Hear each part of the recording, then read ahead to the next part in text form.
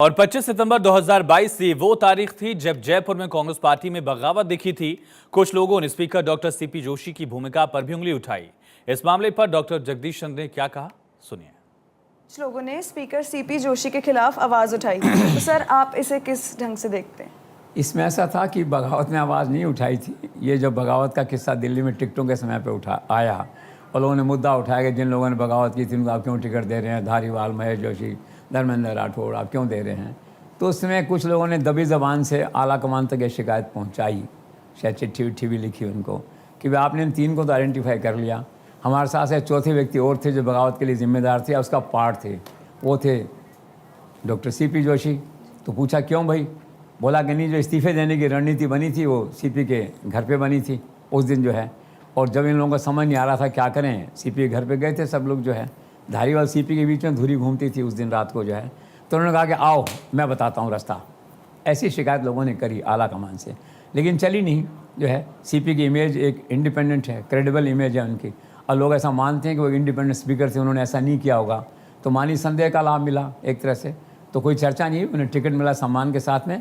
और यही नहीं, अशोक गहलोत ने ये भी घोषणा कर दी कि मेरे नेचुरल एलाई सीपी जो हैं, अगली बार मैं सरकार बनाऊंगा तो मेरे स्पीकर भी यही होंगे।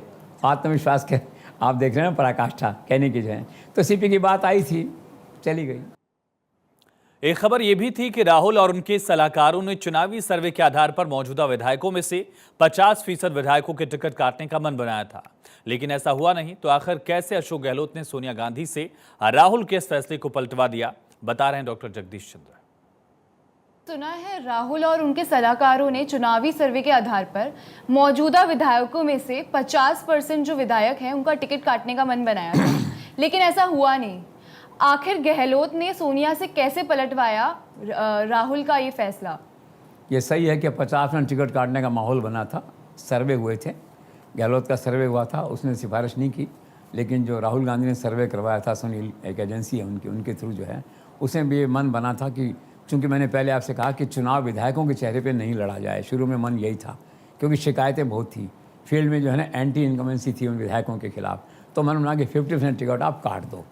तो उसका मतलब ये होता है कि 113 लोग हैं कांग्रेस में, 102 तो ओरिजिनल, 5 आपके बसपा के और 6 इंडिपेंडेंट, क्यों आती थी, तो 113 का टोटल बनता है। 50% काटते तो 54-55 टिकट कटते, ऐसा हुआ नहीं।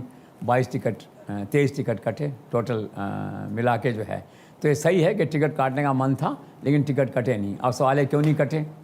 अगर ऐसा फैसला था तो फिर उसका उत्तर ये दिया गया कि जब बैठक हुई सीईसी की, तो राहुल गांधी ने बैठते ही कहा कि ये तो वही पुरानी लिस्ट है, इसमें क्या करना है मुझे, फिर मीटिंग क्यों कर रहे हैं हम ये। तो नाराज़गी थी, अर्थात 50% टिकट काटने का मन राहुल का भी था, 40% टिकट काटने का मन था। बैठक स्थगित हुई, फिर बैठक दोबारा हुई, तो फिर अशोक गहलोत नई थ्योरी लेके बैठक में आए। तो उन्होंने कहा कि विकल्प का अभाव है, फील्ड में अच्छे कैंडिडेट नहीं मिल रहे हैं और बगावत का खतरा है बड़े पैमाने पे, विकल्प का अभाव है। तो राहुल गांधी अशोक गहलोत की बात से कन्विंस हुए जो है। तो उन्होंने कहा ठीक है, अगर हारना ही है तो फिर इन्हीं को लड़ाओ। इनकी हार जो है नए कैंडिडेट की तुलना में कम मतों से होगी, शर्मनाक हार नहीं होगी, तो पब्लिक परसेप्शन में इमेज ख़राब नहीं होगी कि इतने हज़ार वोटों से हार गए हम जो है। तो ये कह के जो तर्क था अशोक गहलोत का, और राहुल गांधी गले उतरा, और फिर टिकटें नहीं कटी, एक तरह से है। और मैं पहले भी कह चुका हूँ, जहाँ तक अशोक गहलोत का सवाल है, जो टिकटें विवाद में फंस जाती हैं उसका अंतिम हल अशोक गहलोत ही देते हैं। देखिए क्या मतलब एक विचित्र संयोग है या विडंबना है कि जो गहलोत के प्रपोजल के खिलाफ टिकट कटती है, मतलब गहलोत ने आपके लिए कहा कि इनका टिकट होना चाहिए, ठीक है, दूसरे ने कहा नहीं होना चाहिए। अंत में फिर ये हुआ कि दूसरा कैंडिडेट ढूंढो, और दूसरा कैंडिडेट ढूंढने निकले, 4 कैंडिडेट ढूंढ के लाए विकल्प के रूप में, तो पता लगा वो चारों भी गहलोत के हैं। कारण क्या है कि उसका होमवर्क इतना ज़बरदस्त होता है कि विवाद में सीट फंसी तो कहने के लिए फंसी, एक्चुअल में वो सीट अल्टीमेटली गहलोत की झोली में जाएगी। तो यही हुआ, जो टिकटें अल्टीमेटली फिर गहलोत को आई। फिर सवाल है टिकट वितरण में किसकी चली अल्टीमेटली। राहुल गांधी ने कहा इसका चाकसू वाला एमएलए जो है इसका मत काटो, इसका टिकट काटो, वो टिकट नहीं कटा। किसी और ने कहा वो नहीं हुआ। तो फिर सवाल ये है कि किसकी चली टिकट वितरण में। तो अदिति ने कहा मुझे सर यही है जादूगिरी, ठीक है ना, इंडिकेशन क्लियर है एक तरह से जो है। और जहाँ तक रही बात अशोक गहलोत की, तो उनका अपना गणित है उसके अंदर जो है। और गणित क्या है कि आज मैं कहता हूँ कि वो राजस्थान के गृह मंत्री भी हैं, सीएम जो हैं, आज देश में अमित शाह के बाद सबसे कामयाब गृह मंत्री अगर देश में कोई है तो अशोक गहलोत है। उनका जो इंटेलिजेंस सिस्टम है, जो सर्विलेंस सिस्टम है, वो अमित शाह के टक्कर का है। वो लगता है उन्होंने ज्ञान उन्हीं से लिया है। और ऐसा मेरा मानना है कि अगर आज वो भाजपा में होते तो अमित शाह की टीम के प्रमुख मेंबर होते, गृह राज्य मंत्री होते या कुछ और होते, वो जो है तो उस सिस्टम के सहारे उन्होंने पायलट के उस लड़ाई को जीता। इंटेलिजेंस का उपयोग करके आदमी अपने लक्ष्य पे कैसे पहुंचता है, ये बात मुझे लगता है अशोक गहलोत ने अमित शाह से बहुत अच्छे से सीख ली है। और उसका परिणाम ये हुआ जो आज आपके सामने पूरे 5 साल राज किया उन्होंने।